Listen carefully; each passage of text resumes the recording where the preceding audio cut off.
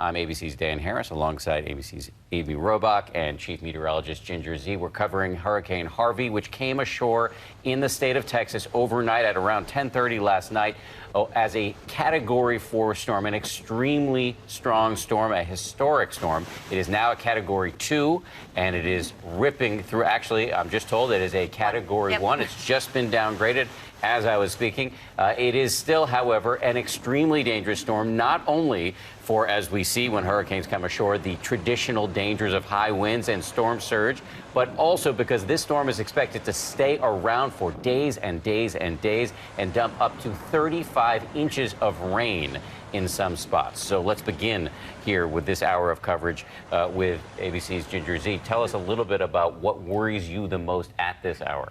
The inland flooding, still. The wind is still there, so the immediate threat is that even though it's now a Category 1, I don't want to take away from this whatsoever, you can still have gusts above 70, 75 miles per hour on land, inland, so far from where it made landfall, by the way, overnight, last night, 10:30, near Rockport. And you're seeing it twist and turn still. Such a well-defined eye, even though it's hit the friction of that land. This thing was so strong that it is going to take a while for the land to kill it. And a very long while. It doesn't look like it's going to die out. Right now, we've got tornado watches. There's a flash flood warning within one of the rivers. It spiked 39 feet. Wow. Within this time. This just gives you an essence of, can you imagine 40 feet of water? That's the type of water we're talking about. Let's go ahead and just quickly look at the path, because this is important to see, and this is why I'm so concerned about that inland flooding. It makes a loop. It tries to go back and feed off of the ocean's heat and unlimited abundant moisture and stay a tropical storm. As we look by Wednesday afternoon, it is west of Houston and it's still raining heavily. So that's why we're still talking about that 20 to even 35 inches of rain for areas that is as far west as Austin and then back toward the coast again. Wow. It is going to be a very long, this is the beginning. And that's the hard part, is that after a Category 4 hits, you go, come on, the worst of it has to be over. And yes, the worst of the wind is, but the worst of the rain is far from over. Can't say that enough. We need to keep saying it. Landfall is just the beginning. Yes. And unfortunately for our Rob Marciano, he is in the worst of it still. He's been in the worst of it throughout the night and now into the morning. He is in Port Lavaca in the northeast side of where Hurricane Harvey hit, and he is still being pounded at this hour. Rob, give us an update. This has not changed in the 25 minutes that I last talked to you. Sideways rain, stinging rain. I just took a peek around what's happening around our building. We're still surrounded by water, but it's water that is filled with debris.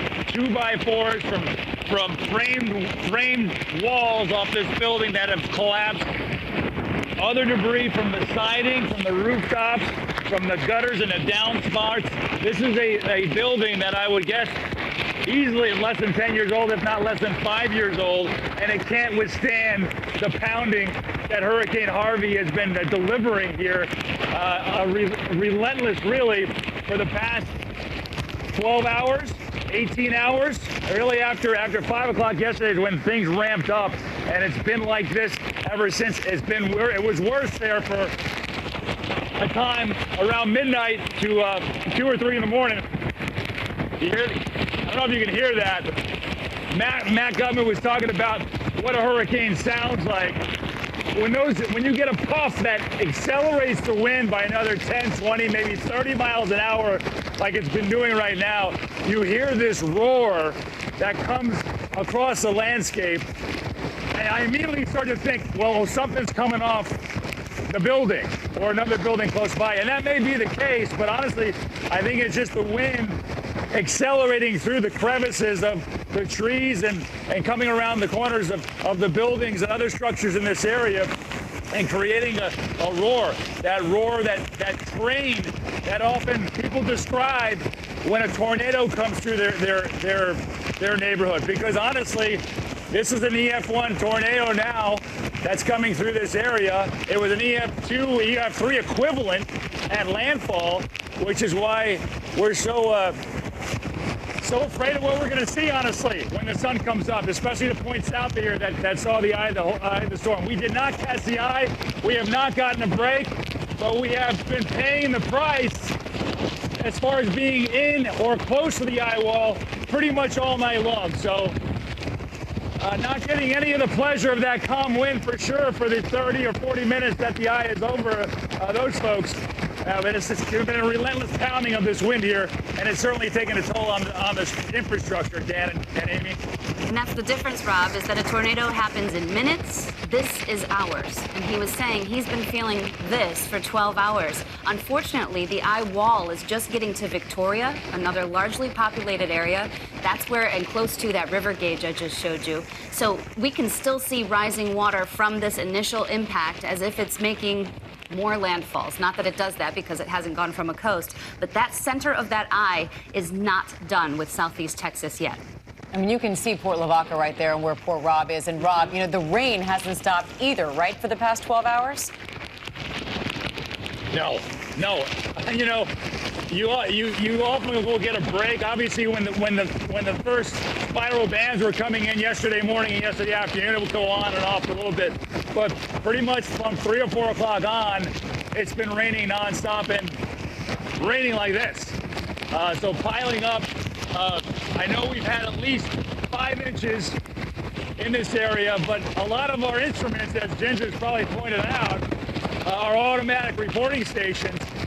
They don't always survive these sort of conditions. So the data, not always that reliable, and widespread, I would imagine, rainfall already of anywhere from 5 to 9 inches, and we're just getting going in the rainfall part of what's probably going to be a days-long event, guys. Amy, as Amy pointed out, Rob is in Port Lavaca, and if you look at the map, that is in the northeast quadrant of the storm. So on the northeast part of the eye, which is, and Ginger, you'll correct me if I run afoul of meteorological accuracy here, but that's known as the dirty side of the storm, the worst side of the storm. So Rob is really getting the worst of it. Rob, this is the worst and toughest hurricane to hit the United States in more than a decade. Have you covered a storm like this before, and how is this different?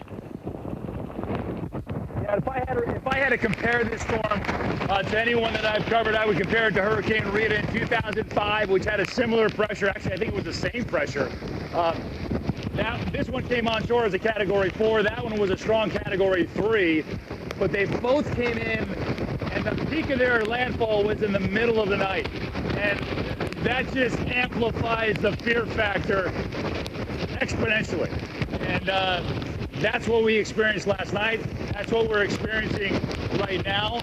And I said it before, you know, it's been over 10 years since I've experienced something like this. It's been 10 years since America has experienced a landfalling major hurricane. And it's just human nature to get storm amnesia. I've forgotten some of the basics of what to do, what you should do before a hurricane hits, so that you are prepared when the power goes out, when you don't have any water, when the windows get blown out in your structure, where to put your gear, how to wrap your gear. These are all things that I forgot about. So I would imagine that the layperson who hasn't seen a storm in 10 or more years forgets about what they need to do as well. But I'll tell you who hasn't, and that are the local authorities.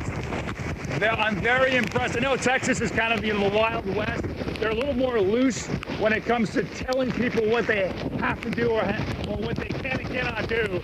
But at least in this county, I'm very impressed with how the local authorities have gathered the community and prepared for this storm. And I'm hoping in Port Lavaca that there's no loss of life, and hopefully the damage is minimal too, guys. And Rob, just to give you an update, we did just get a new number in from Victoria, which is just northwest of you, 16 inches of rain already. So we were seeing 9, now we're at 16. This is how we're going to so easily add up to nearly 3 feet in places. And we haven't even seen this storm do its inland track yet. Just incredible. Just incredible. Wow. Hey, Rob Marciano, thank you very much for your reporting. Please take advantage of this brief respite to again step inside and get a little bit of safety. We want to just assure our viewers, many of whom know and love Rob, that he is an experienced journalist who's covered many hurricanes before. He and his team know how to keep themselves safe and have taken every precaution to do so. Same goes for ABC's Matt Gutman, who is in Corpus Christi, where right now things are a little bit more calm than they are in Port Lavaca, but nonetheless a city in great peril. Matt, tell us what you're seeing right now. Well, we're able to see much more than Rob simply because we still have power in this part of town, so we're kind of able to assess a little bit of the damage here. I mean, obviously, I don't know where this tree started out, but somehow it flew here, clearly snapped off nearly at the base. Now, I want to show you, just to give you a sense of how powerful the winds were overnight. This is the satellite truck of our affiliate, KIII, here in Corpus Christi. Now, it's missing something. The satellite. It flew off in the middle of the night, and we're not quite sure where it went. Brianna Whitney is the local reporter. This is her truck. I'm sure they're not going to make you pay for it, Let's right? hope not. Well, we thought the tree was our biggest concern. That's where the truck was parked, and when we were trying to move that, we look up and we don't have a dish. Do you have any idea where it is? Nope, none. All we've seen is that metal that was flying around here. It could be in the water by now. Yeah. Wow. Okay. And have you experienced a hurricane like this before? I mean, there basically haven't been any locally. No. I'm from California, so only had experienced earthquakes and came here. I mean, and this is just incredible. And you guys have to drive back to the station, and that's Right. going to be a pretty harrowing experience as well. Right. We know there's damage all around town from North Beach spanning to the south side of town. So I imagine as we drive that way, we're going to see a lot more debris in the road and a lot more damage in buildings and anything else. Okay. Well, stay safe, and I hope you find that dish Yeah, at us some too. point. I mean, I don't know if it could be used at this point, but yeah, I mean, Probably not, but- definitely something that's very disturbing. Yeah. Now, I want to show you guys something else. Thank you, Brianna Whitney, for KIII, our fantastic affiliate here in Corpus Christi. And we were just talking about, you know, some of the debris, the power of the storm to just completely obliterate everything in its sight. Traffic lights, they're basically down all over town. I mean, we basically haven't left the area around the hotel, the one block. So, you know, our damage assessment isn't that significant, but this light is still working. It's basically been lopped off. There's debris all over the street. It's still rushing down the street. And one of the interesting things that we've noticed covering, I mean, obviously this is a phenomenon with hurricanes, the circular motion. So the wind started coming down from the north to the south yesterday, and now it is completely reversed. So it's coming up this street, and there's this swirling effect. Obviously, that as the rain keeps coming down here. This is a major concern. Again, all of this debris on the ground can't hit harder. The fact that authorities are urging people, please stay indoors, get out of the roads here. But this is just going to keep coming and coming. Bands of rain, bands of wind, again and again. As Ginger and Rob and everybody else have mentioned for the coming days, this is not going away anytime soon here, guys. All right, our Matt Gutman, thank you so much for that latest update from Corpus Christi. And we want to turn now to our Eva Pilgrim because she's in San Antonio. That is where so many of the people who live in those low-lying areas, those coastal towns, evacuated to. And now it is also in the path of that storm as well. Eva, give us an update about what's going on where you are. Well, Amy, San Antonio is a state and federally designated evacuation center. So at one point yesterday, we saw bus after bus coming in. Most of those people telling us they were from Corpus Christi, coming to this area to ride out the storm. We saw everything from families with multiple children to elderly people who told us they didn't feel comfortable making the drive in the weather, riding out the storm here. And I just want to show you kind of what we have here in this area. They've already put up sandbags. The city has had a little bit of time to prepare because they knew the storm was coming. So they made sure to clear all the storm drains and put up signs and blockades in areas where they think that there is possibility for flooding. This is a city that knows that they have issues with flash flooding, so they are trying to be proactive to make sure that they don't have any major surprise issues once that water starts to rise, if they start to get a lot of rain in this area. And Eva, we saw that moving video from earlier where they had those very critically ill infants that were moved into your area, into San Antonio, in preparation of the storm, just in the nick of time, in fact, before Hurricane Harvey washed ashore. Tell us about what happened and how those infants are doing. Well, you have 10 NICU patients, little tiny babies that had to be transferred. They're in critical condition from hospitals in Corpus Christi to safer places to ride out the storm. They had to be on incubators. Those incubators had to work. So it was very important that they get those babies out of that area. They had teams, doctors and nurses surrounding them. They flew them out of Corpus Christi. Some of those babies are here in San Antonio. Some of them are in Dallas. Others are in Austin. They put them in hospitals where they could get the treatment, but a very urgent matter to get those babies out of harm's way. And we're all parents on this set. Can you just, we all know how stressful it is to have a little baby. Can you imagine a situation you're holding your breath this? just watching that video, and so thankful that they got them out in time and safely. And Eva, I just wanted to ask what the weather's like where you are.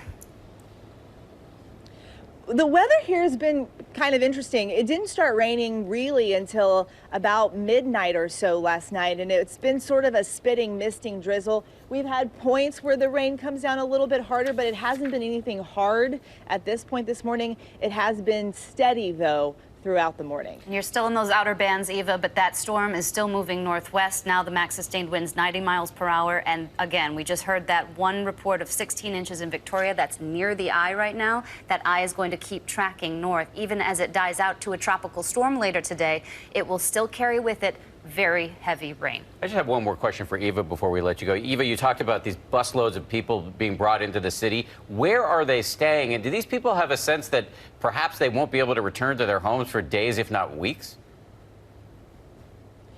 Well, the people that we spoke to were staying at a middle school here in this area, and they've set up cots for those people inside. At one point when they were first coming off of the bus, you could see the delay of them getting in.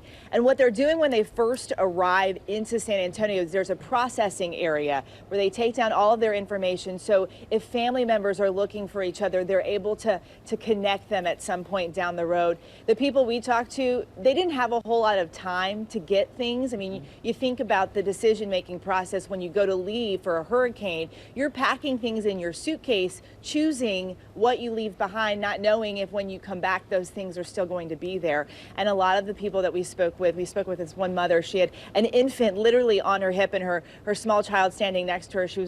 I tried to get everything for the baby and enough stuff for the kids, and what we grabbed for ourselves, I have no idea.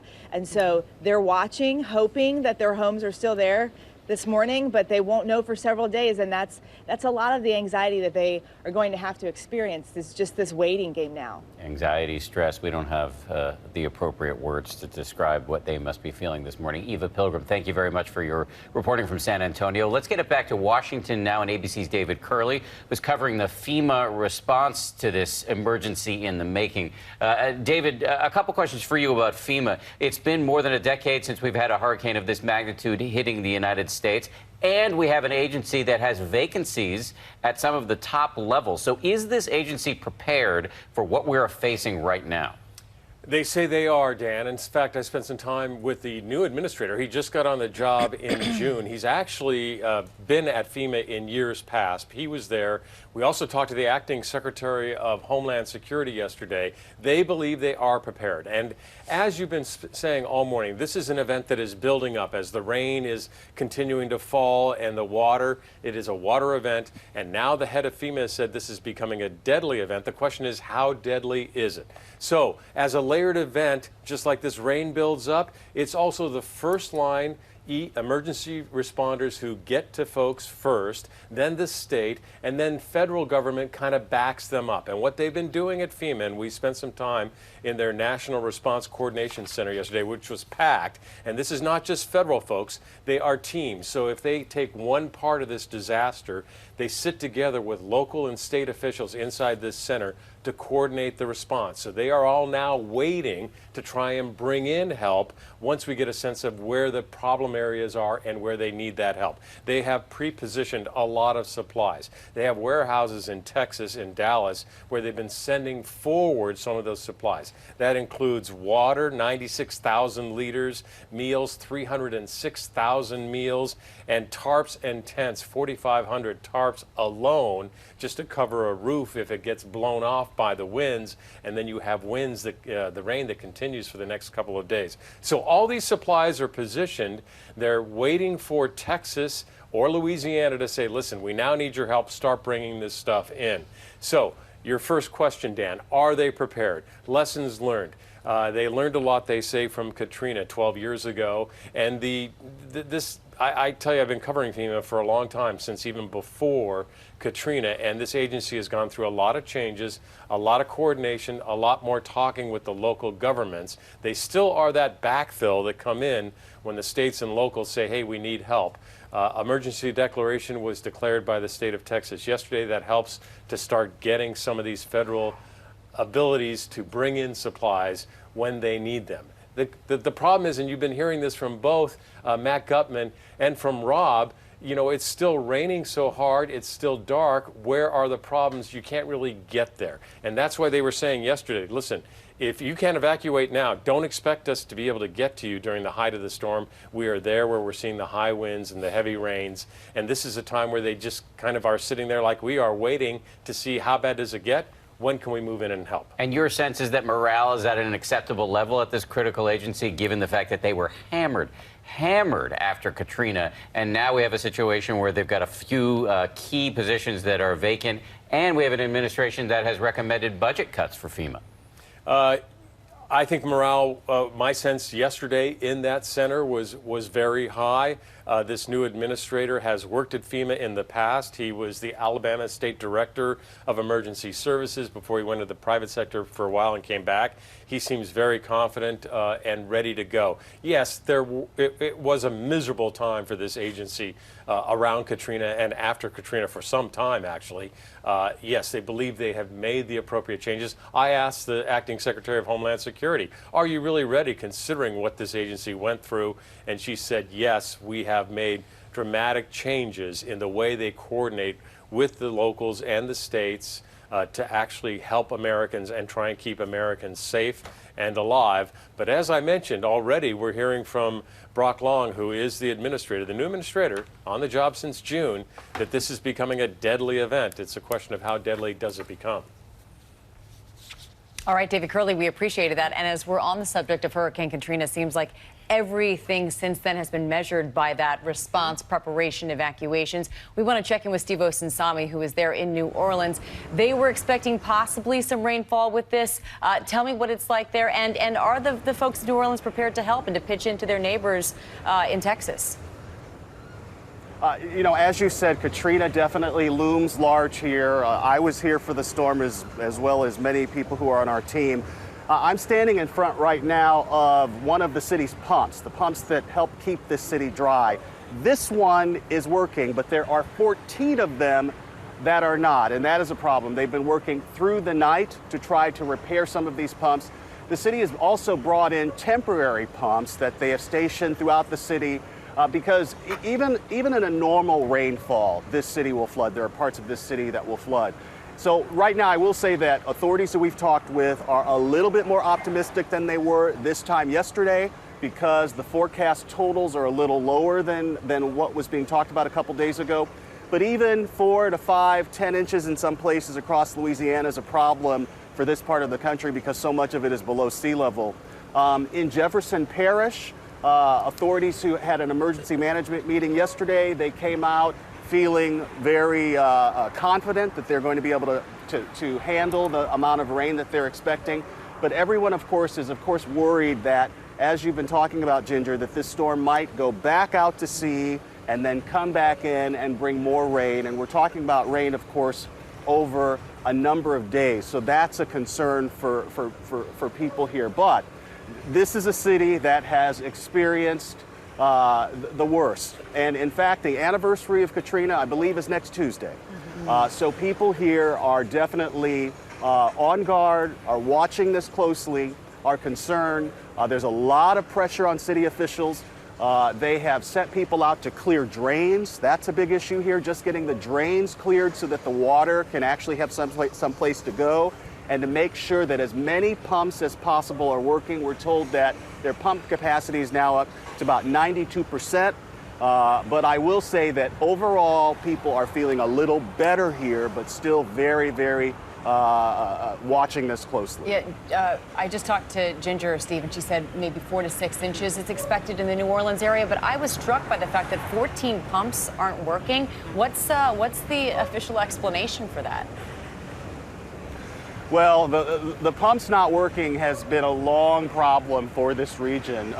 I don't know if you can see behind me, but this is a pump that is working, and the infrastructure, as you can see, you wouldn't expect it to be working based on what you're seeing here.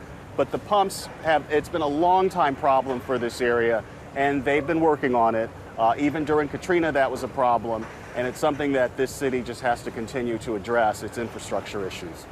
New Orleans, one of the great American cities, and all of us remember covering Katrina, the damage, the water, the bodies in the street. Frankly, it was horrific. And so anytime we get a major storm in this area, we really worry about it. And Ginger, you're saying 4 to 6 inches of rain, but given the unpredictability, I know the science is good for forecasting, but given the unpredictability of these storms, is there anything to worry about of a significant nature for this great city? I think west of New Orleans and southwest Louisiana still has the potential for much heavier rain. So some of the areas that got hit in Rita, as Rob keeps talking about, I'd love to show that rainfall again, because I was on the dirty side of the storm in Katrina. So I got the wind part and the storm surge, which was up to 20 feet, and it was unbelievable. But I'd like to really emphasize the water part, which is what New Orleans got in that situation. And then this is why we've been talking to Steve this morning.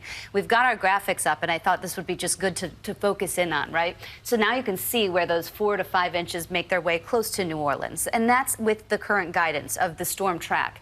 The really heavy rain, and the part that I think is the most something we need to pay attention to, would be tonight through tomorrow between Austin and Houston. These are highly populated areas. There are many smaller towns that lie within there. And there are many people that are saying, okay, we know that we're on the northeast side of the storm. Well, watch what happens to this storm, because we've seen this track a couple times, but it's enough to study. Within that area that we have circled here, you will not only see flash flooding, but remember what happens in flooding. Water piles up, and then rivers rise, and rivers keep rising, and they go beyond their banks. So we could see major river flooding like we've already seen this morning, up to almost 40 feet rising so quickly in places where water falls in one places, and then it rushes down the river, and it can flood a town that hasn't even been in one of the hard-hit rain bands. There's that track I was talking about. Do you see the loop that's under some of those rotating icons? It goes from that Category 1, remains a tropical storm as it stretches just northwest of Victoria. This is where I think the San Antonios and Austins tonight and tomorrow get some of those heavier rain bands, especially towns that are south of them and east of San Antonio. Turns around, tries to go back to almost where it made landfall, grabs some of that ocean water, the heat. It says, you know what? I want to eat some heat. I want to have some moisture. Oh, I'll go back to the Gulf and get it. And by the way, heat fuels these storms. Correct. The hot ocean water does. That's all it wants. It does not like the land, but it's going to go back into land with these current projections.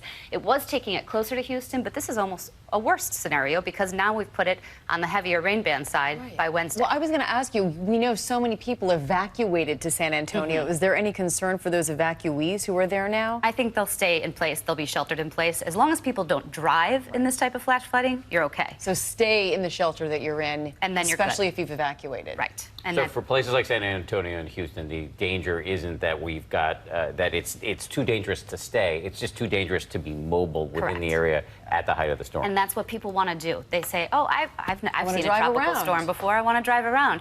Or, again, I can't emphasize, we're in a weekend. This is people's weekend. They're still not, that means a lot to people. Their freedom and the moment that they get to go out.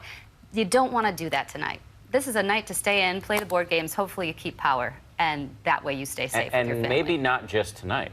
Right. And so, but no, certainly not in Houston, right? So this will then make its way back around, and we'll be talking about this through the early part of next week. That eye wall, I can't say, it's starting to collapse a bit. This is a good sign. This means that it is weakening as it should. It hates the friction of the land. But we saw Rob standing there in Port Lavaca still. Victoria is getting into what we saw him standing in early when we started at 5 a.m. So those 90-mile-per-hour gusts are still happening in places like Victoria, which has already seen 16 inches of rain. Some of these heavy rain bands that have reached all the way back even close to San Antonio, will keep pushing northwest as the storm does. Because again, that northeast part of the storm, the top right part in relationship to the eye of the storm, is the worst. At what point does it make that loop back, Ginger? Tonight into tomorrow. Okay. And so it'll slowly just weaken a bit, and then it's going to try to make that loop. And the loop is happening. This doesn't happen often. It's happening because we have two high pressure systems that are blocking it. So it has nowhere to go, and it's just kind of meandering, and then it finally gets a little push from the one side, and that pushes it back toward the Gulf, and then it's going to get a push from the other side. So is Port Lavaca going to get hit again, correct? Like where Rob is, Victoria, those areas specifically? Could easily see it as a tropical storm coming back. And so what will happen, it's almost like a pinball machine. So you've got one that's rotating clockwise on its left side, another one over here that's rotating clockwise. So you get the front end of that one, the back end of this one, and it's pushing it together. Just explain for those of us who are not weather experts here, when you talk about a high pressure system that is keeping this storm in place as opposed to just moving north and dying as it goes, what does that mean? Okay, so different levels. In a hurricane situation, any tropical storm, you have a low pressure at the base, at the surface. Up above it, it's high. There's always a high because you can't have something moving it. We call it wind shear. You'll hear us talk a lot about wind shear. Wind shear rips apart a hurricane. So you actually need the upper levels of the atmosphere to be very calm. What's happened in this one is we've set up a blocking pattern.